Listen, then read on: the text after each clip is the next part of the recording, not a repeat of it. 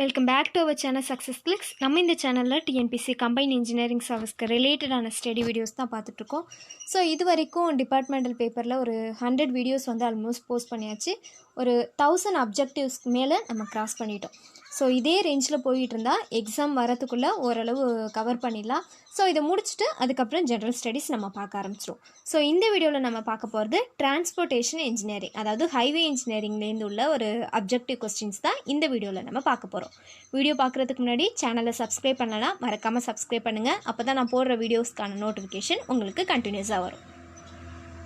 வீடியோவில் பார்க்க போகிற கொஸ்டின்ஸ் எல்லாமே ரொம்ப இம்பார்ட்டண்டான அண்ட் ரிப்பீட்டடாக வரக்கூடிய கொஸ்டின்ஸ் தான். ஸோ வீடியோ வந்து ஸ்கிப் பண்ணாமல் பாருங்கள். A flyover segregate traffic with respect to. A flyover segregate traffic with respect to direction, grade, speed and class of vehicle. Answer தெரிஞ்சுதா எப்போதும் போல் கீழே கமெண்ட் பண்ணுங்கள். So flyover segregate traffic with respect to.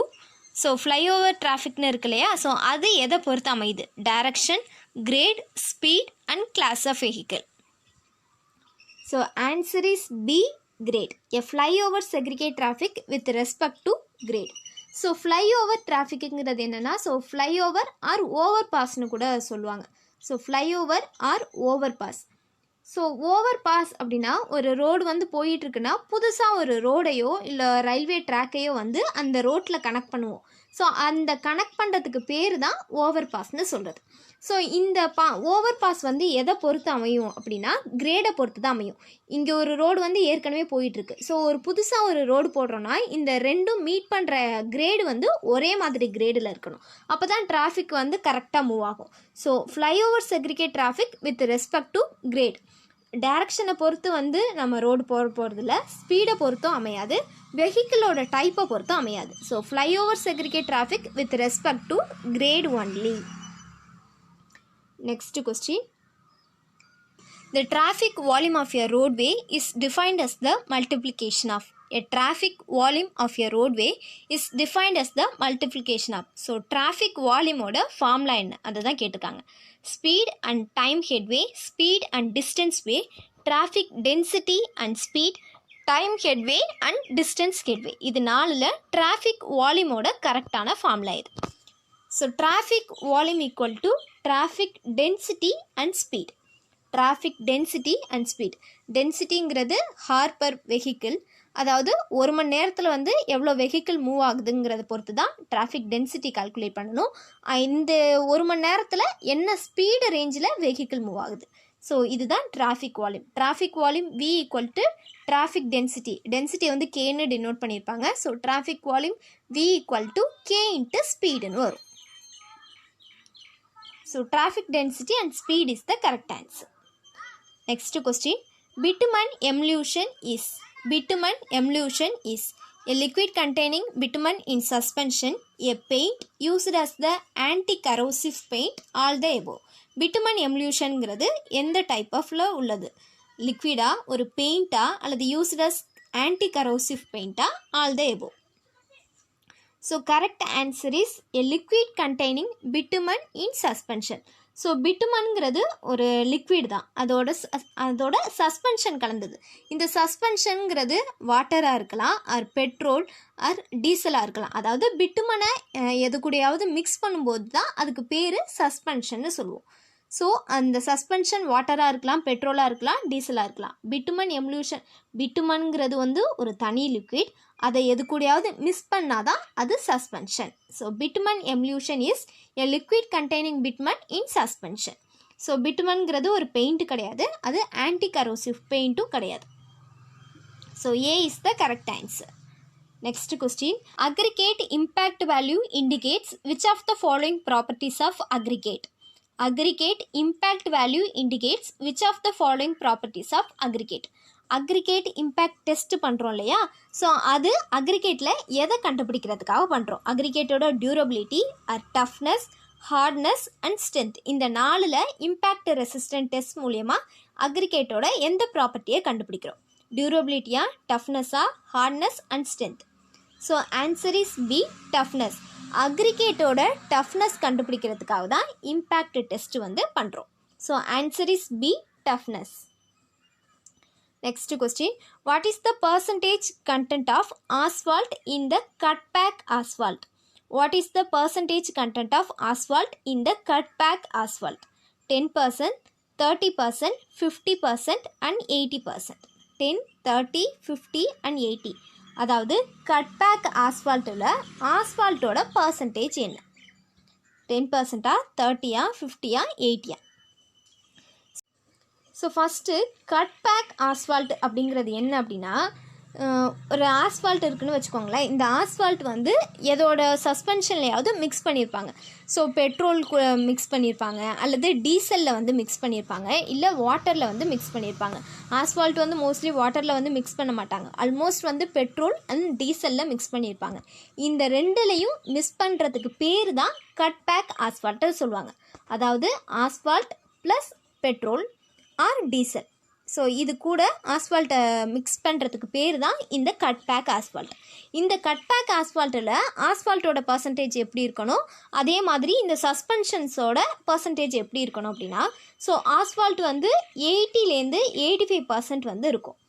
அதோட 15% வந்து இந்த extra cutters வந்து add பண்ணியிருப்பாங்க. அதாவது எக்ஸ்ட்ரா சஸ்பென்ஷன் வந்து இருக்கணும். ஸோ ஆஸ்ஃபால்ட்டில் மோர்லி 8 ஆர் 85. ஸோ இந்த ரேஞ்சில் தான் ஆஸ்ஃபால்ட் இருக்கணும். ஸோ அதுபடி பார்த்தா ஆன்சர் டி தான் இங்கே வரணும். ஸோ மீதி இருக்க இந்த 15% தான் பெட்ரோல், டீசல் இந்த கணக்கெலாம் இருக்கணும். ஸோ கட் பேக் ஆஸ்ஃபால்ட்டில் ஆஸ்ஃபால்ட்டோட பர்சன்டேஜ் வந்து 80லேருந்து 85 வரைக்கும் இருக்கலாம். Next question. The viscous liquid obtained from the destructive distillation of organic material is known as. The viscous liquid obtained from the destructive distillation of organic material is known as. So viscous லிக்விடுங்கிறது எதுலேருந்து கிடைக்கிது? Organic மெட்டீரியலில் எந்த type ஆஃப்லேருந்து கிடைக்கிது? Paint, slag, tar and none of this. Paint, slag, tar and none of this. Viscous liquid obtained from destructive distillation of organic material is known as. So viscose liquid எதுலேருந்து கிடைக்கிது அப்படின்னா organic மெட்டீரியலில் தார். So எப்படி இந்த question கண்டுபிடிக்கிறது அப்படின்னா, so first இருக்க பெயிண்ட் வந்து ஒரு லிக்விடே கிடையாது. அது வந்து ஒரு கெமிக்கல் ஏஜென்ட். கலரிங் ஆட் பண்ணி கெமிக்கலில் கண்டுபிடிக்கிறது தான் இந்த பெயிண்ட். அது வந்து விஸ்காஸ் லிக்விட் ப்ராப்பர்ட்டிஸில் வராது. ஸோ அதுவும் ஆன்சர் கிடையாது. இந்த ஸ்லாக் வந்து எது மூலயமா தயாரிக்கிறாங்க அப்படின்னா, அயான்லாம் தயாரிக்கிறாங்களே, ஸோ அந்த அயானோட வேஸ்ட் மெட்டீரியலை ரீப்ரொடியூஸ் பண்ணி தயாரிக்கிறது தான் இந்த ஸ்லாக். அந்த அயான் வந்து ஒரு ஆர்கானிக் மெட்டீரியல் கிடையாது. ஸோ ஆன்சர் பியும் கிடையாது. So answer C. ஸோ தார் வந்து எது மூலயமா தயாரிக்கிறாங்க அப்படின்னா, coal or wood. Coal or wood. So இதுலேருந்து தயாரிக்கக்கூடியது தான் இந்த தார். So organic material is known as tar only. இந்த கோல் அண்ட் வுட் இது ரெண்டும் தான் ஆர்கானிக் மெட்டீரியல். மற்ற கொடுத்துருக்க ஆப்ஷன் எதுவுமே வந்து ஆர்கானிக் மெட்டீரியல் கிடையாது. So the viscous liquid obtained from the destructive distillation of organic material is known as tar. Next question. While conducting the softening point test on bitumen, the result is expressed as. While conducting the softening point test on bitumen, the result is expressed as. So பிட்டுமனில் softening point test எடுக்கிறோம் இல்லையா, அந்த இதில் நமக்கு கிடைக்கக்கூடிய result எதை பொறுத்து அமைய போகுது? Time, flow, temperature and viscosity. Time, flow, temperature and viscosity. So softening பாயிண்ட்டுங்கிறது என்ன? இந்த மாதிரி தான் அப்பேரட்டஸ் வந்து இருக்கும். ஸோ இங்கே வந்து ஒரு பவுல் வச்சுருப்பாங்க. இந்த இடத்துல வந்து 2 பால் வந்து ஃபிக்ஸ் பண்ணியிருப்பாங்க. ஒரு இடத்துல பிட்டுமன் வந்து இருக்கும். ஸோ இது எதை பொறுத்து அமையும் அப்படின்னா, இந்த பிட்டுமனை வச்சுட்டு ஹீட் பண்ணும்போது பிட்டுமன் வந்து கீழே வந்து இந்த பவுலில் வந்து ஃபில் ஆகும். ஸோ டெம்பரேச்சர் வச்சு தான் எந்த அளவுக்கு ஹை டெம்பரேச்சர் வரும்போது இந்த பிட்டுமன் வந்து உருகி கீழே வருதுங்கிறது தான் நம்ம கண்டுபிடிக்க போகிறோம். ஸோ பிட்டுமனோட சாஃப்டனிங் பாயிண்ட் வந்து டெம்பரேச்சரை பொறுத்து தான் அமைய போகுது. So answer is C, temperature. While conducting the softening point test on bitumen, the result is expressed as temperature. Next question. Which one of the following test is used to test aggregate for the abrasion resistance? Which of the following test is used to test aggregate for its abrasion resistance? So கீழே கொடுத்துருக்க டெஸ்ட்டில் abrasion resistance கண்டுபிடிக்கக்கூடிய test எது? Deval attrition test, Dorry abrasion test, Los Angeles test, all options are correct. Double attrition, Dorry abrasion test, Los Angeles test. So இந்த 3 டெஸ்ட்டில் அப்ராஷன் resistant கண்டுபிடிக்கக்கூடியது எது? So 3 டெஸ்ட்டுமே வந்து அக்ரிகேட்டில் அப்ராஷன் resistance கண்டுபிடிக்கக்கூடிய டெஸ்ட்டு தான். அது டபுள் அட்ரிஷனும் கரெக்டான டெஸ்ட்டு, டாரியும் ரைட்டு, லாஸ் ஏஞ்சலும் right. So answer is D, all the options are correct. So 3 டெஸ்ட்டுமே அக்ரிகேட்டில் அப்ராஷன் ரெசிஸ்டன்ட் கண்டுபிடிக்கக்கூடிய டெஸ்ட்டு தான். Next question, bottom most layer of pavement is known as. Bottom most layer of pavement is known as subbase course, subgrade, wearing course and base course. இந்த 4 கோர்ஸில் bottom most layer எது? அதாவது கீழே போடுற முதல் layer எது? Bottom most layer of pavement. Subbase course, subgrade, wearing course and base course. Answer is D, base course. So first போடுறது base course, அதுக்கு மேலே சப்பேஸ் கோர்ஸ், அதுக்கு மேலே சப்கிரேடு, அதுக்கு மேலே தான் வியரிங் கோர்ஸ் வந்து வரணும். ஸோ ஃபஸ்ட்டு எடுத்தோடனே போடுறது வந்து base course. So bottom most layer of pavement is known as base course. Next question, when bitumen is allowed to penetrate full depth of stone layer, it is called.